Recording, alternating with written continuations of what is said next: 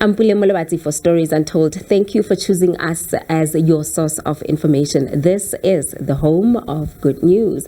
For the next 30 minutes, we are going to relive some of the memories of our featured guest. Today, we are spending time with Linda Maponyane, who is an author, but her story is told through multiple books that she has written. Now, Linda has gone through tough and traumatic experiences, and amongst other things, being a survivor of sexual violence. Now, she has found comfort in telling her story through books, and today we are telling it on Stories Untold. This is a bit of a backstory of what happened to her.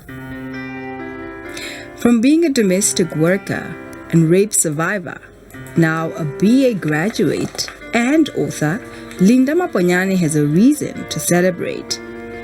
The managing director at KeNako Media House, Maponyane is celebrating 20 published books under her entity. For me to have been able to publish 20 books for people is a big thing. And I'm going to explain why.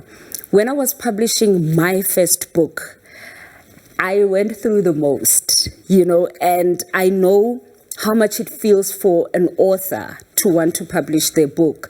So having to sit back and look at 20 publications for me is 20 lives that have been changed. It's 20 authors. Okay, maybe not 20 because some are repeat authors, but it's authors whose lives have been changed in such a way that they were able to take their life-changing stories, put them on ink, and take them to the people.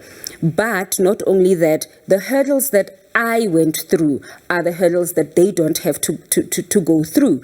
So in actual fact, the reason why I started KeNako Media was because of a hurdle I went through when I was publishing my first book. So the business came into the market in order to close a pain point of some sort, and in my case I was scammed.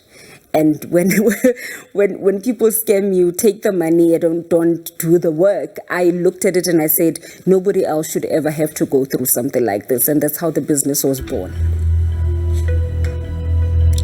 Her first successful published book, titled Shadows of My Scars, details her trials and triumphs. Writing her first book also sparked her interest in publishing, and she registered a publishing business called KeNako Media House, where she later published more than 20 books. Not only because I'm a storyteller, but also because through my story, I actually realized that I received my healing. So as a child and as an adult 2 times or twice, I got kidnapped, robbed, and raped as a 12-year-old. Fast forward in 2011, it happened again.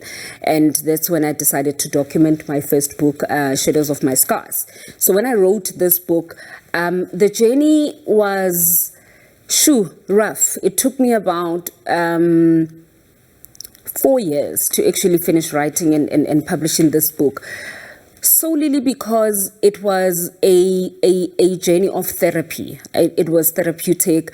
I was in a situation where I would write and I would stop because it was going to places where I'm just like, I don't want to go here. I don't want to go here. But by the end of writing this book, I can tell you I had probably taken off, let's say if I were to count them, and I know that I'm taking a risk saying this, but if I were to count them, I would say I would have removed about 20 layers of pain. And I realized that through writing books and through storytelling, one is actually able to heal first. So by the time your book goes and heal other people, you've actually also received your own healing. KeNako Media House prides itself by giving opportunities to aspiring authors across the country. And one happy author is Matshepo Damani, who had her first book published by KeNako Media House. She details how Linda held her hand throughout the process. I did not know Sis Linda. I only saw their KeNako Media page on Facebook. As I said, I knew that one day I would want to write a book, and I think It took me 5 years or 4 years before I could even confront the company, as they are the publisher of my book. So I took their numbers years back on social media. Then I saved them because I knew that I would need them. And it was last year in 2021. In 2022, when I called the company and I told them I would love to launch a book, and in 2023, that's when we started with the work of publishing the book for me. She had written a book. She had written her book, and she thought she was done. So when we met up, it was for what we call a publishing consultation. So she booked me. We met up. I looked at her manuscript, and I was able to tell when I looked at her manuscript that there's a lot that she didn't give the audience. So in my coaching to her was that she is rushing. Don't rush when you are writing. When you read a book, you don't want to feel, because books go to your emotion and to your soul. You don't want to feel like you were running. You don't want to put a book down and feel like, why does it feel like I wanted to finish somebody's lifetime in a day? But it's not necessarily because the book was calling you, but it's because the book was written in such a way that they were rushing from scene to scene, and they're from primary school, now they're in high school, now they're in varsity, and suddenly they're working, but they're not taking you through the process nicely. There's been other authors who would say, and then I got raped. And then the next chapter they say, when I got married, you're like, oh, wait. Take us through the healing. Take us through the trauma. Take us through what you were going through, how it made you feel. Did you ever fear getting married? Maybe how you can then pick up your getting married. It can be from a place where you were saying, I feared getting married. I used to think this is what's going to happen to me, and that's how I'm going to see it, etc. But lo and behold, today I'm married. So when I got married, so you teach them how to connect chapters and stories to make sense to the person who's going to be reading them. The publishing process can be tedious for any author. Thus, KeNako Media House has a systematic approach to give authors solutions to some of the problems they come across. I wrote the book on my own, and then when I called them, they actually said, have you typed the words yourself and all that? And I had to go through the process of typing the words and everything, and that's when now they came in. I sent them my work, and they had to go through it and to read through and to check what is it that they are supposed to do from their side in regards to editing the book itself. And yeah, that's when it started now until to the final stage. Throughout, they did assist me a lot in regards, when you are a first writer, at times you don't know how to express yourself and to say a lot of things. What I love about them and about Sislinde is that she held my hand. She taught me a lot of things. She would explain, she was willing also to say, if we need to meet, we're supposed to meet, fix here and there, say this, I'm not sure if I understand this, what did you want to say, and all that. So she was so present. It was my book that I wrote, but she was very present in the journey of my book, and she has helped me a lot. Not only does Linda work closely with authors, she also gives opportunities to those who are interested in the media industry through her work integrated learning programs. And she also collaborated with Sange, which is a program that gives learners work opportunities.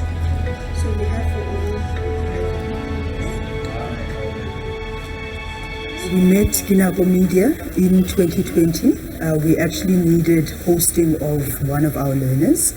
So one of our team members who knows Maponyane from KeNako Media, from the church space, then linked us up. So this specific learner had studied public relations, but due to finances, she couldn't complete those studies. But it seemed to be a space she was very passionate about. We then saw that KeNako Media is a good fit. So Linda then said, yes, please, I would love to host her and give her this workplace experience or the practical learning. And that's how we then met and our relationship formed. Nosipo details how grateful she is for the opportunity and life-changing experience that was afforded to her by Linda Maponyane. I was then put under Linda Maponyane's KeNako Media to be one of the learners. So basically it was a learnership program. And from there I was doing admin assistant. It was administration assistant, business administration to be precise. And yeah, so after the duration of the learnership, she then absorbed me because she was like, I see potential in you and I want to harness those skills. And we worked for approximately 6, if not 8 months. Many young people that we have worked with were fresh learners who knew absolutely nothing about PR, who knew absolutely nothing about graphic designing, who knew absolutely nothing about publishing. They come in fresh, like Batsaba assignment and submit in the next 2 weeks. Now they come in the workspace where we don't submit in the next 2 weeks, we submit in the next few hours, you know. So the positive impact I have seen has been working with young people who moved from being normal students to literally being independent workers who have moved on to other roles and other businesses, and they always call and they always chat and you know, check in and say thank you so much for this that. It is now that I realize that KeNako was actually just nudging me and preparing me for where I am now in my growth and career. Welcome back to the show. This is Stories Untold, and thank you for staying with us. Today we get to know Linda Maponyane a little bit better. She is a survivor of sexual violence, but also a very renowned author through multiple books that tell her traumatic experiences. She doesn't just do that. She went and opened her own multimedia company to help up-and-coming authors, as well as train women who have gone through similar experiences such as hers, but most importantly to empower them with employment, amongst other things as well. What gave birth to Linda's writing career was her traumatic experience. She was sexually violated at a young age when she was coming back from church, and this tragic experience happened again in her adulthood.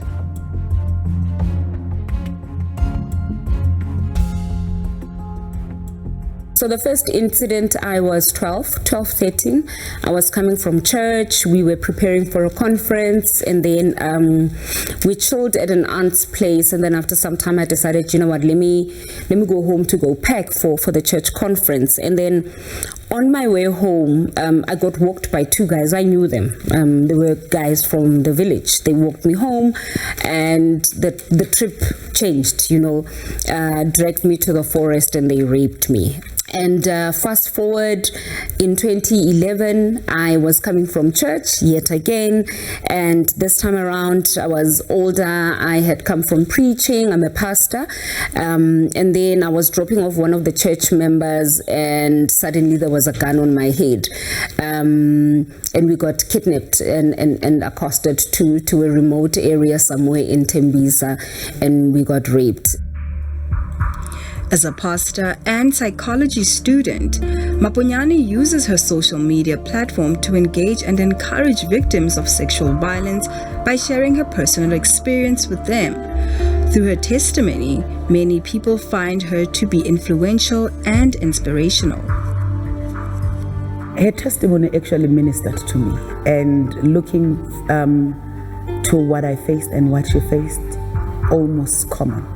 And when I see this beautiful woman, this woman of courage, you know, strong woman, very willing to assist other women, always there, ministering the word of God, it has encouraged me that this is not only for me.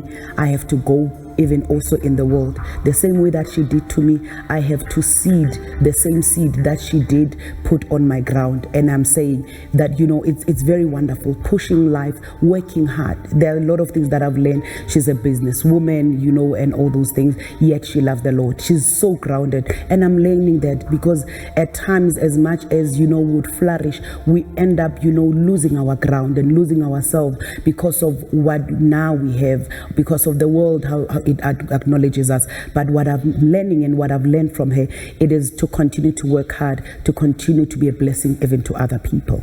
Because I kind of went through the same situation, and she was a sounding voice. You know, she was one person that was like, you know what, it happened, but you move on, you continue. So one thing I've learned was to be resilient, and she taught me to become a better person emotionally and not let what happened previously alter how I look at life going forward.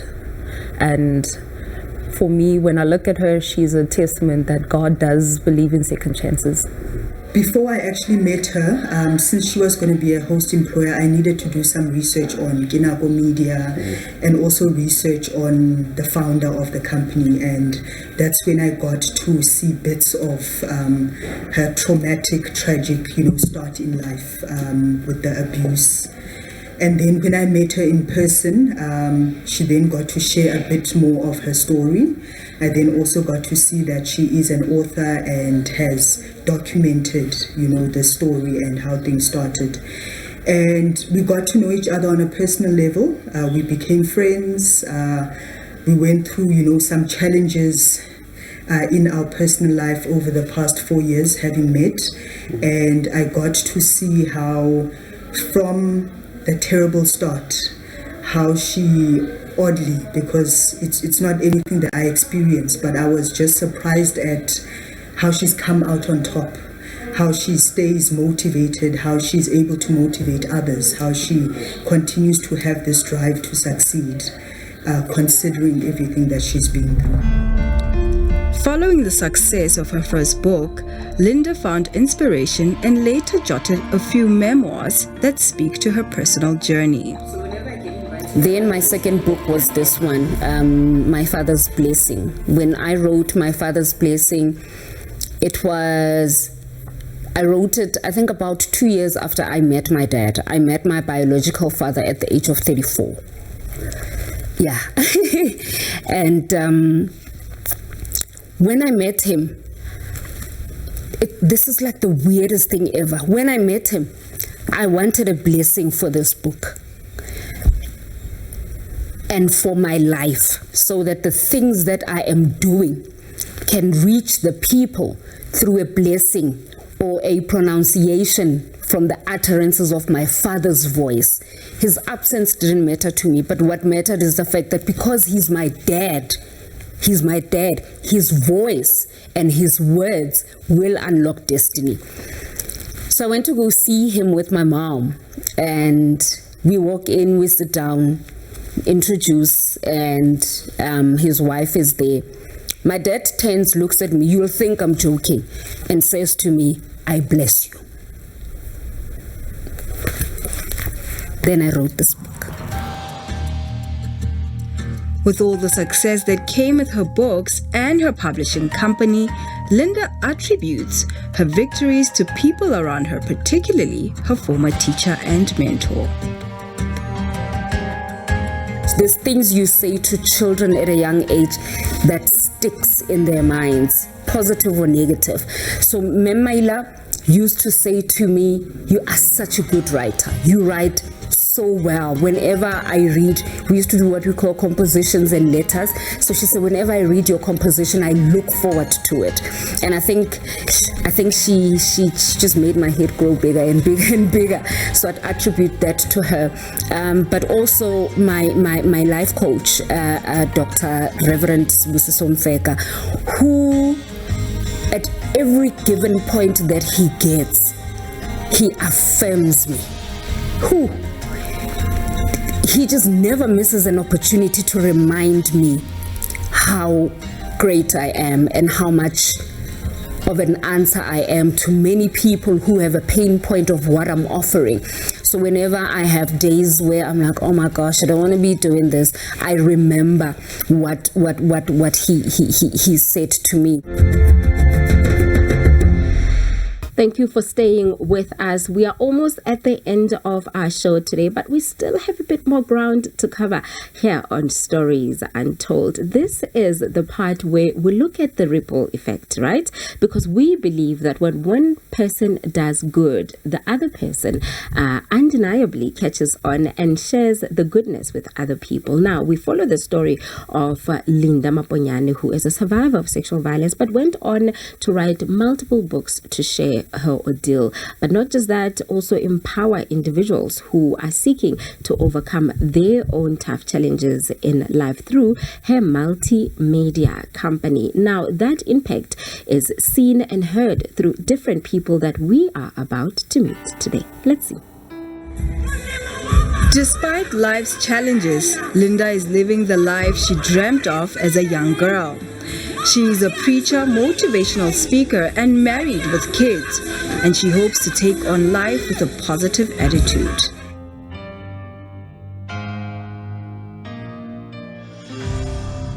I just want to see growth in her. I just want to see the manifestation of greater things in her life. I know the gift in her life, and I believe the nation is awaiting for her. And I believe if we were to give such women an opportunity, our community will be a better place. I strongly believe she's onto something. It's really great, and I wish her nothing but the best. I know that all that she started is just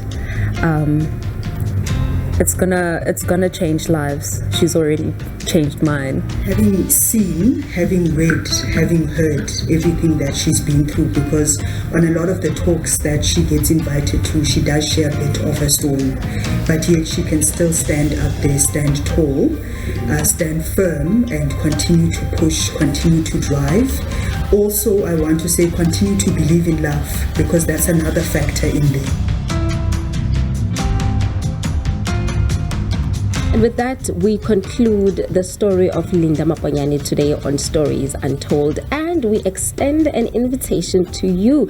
If you know of an individual with an extraordinary tale, this is definitely the platform to share those stories, because we pride ourselves with the ability to share stories of Africans who do extraordinary things. We are a platform that shines as well as put a spotlight on our unsung heroes and heroines. Today on Stories Untold, from myself, William Molibati, and the rest of the team, let's do this again, same time, same place. Goodbye.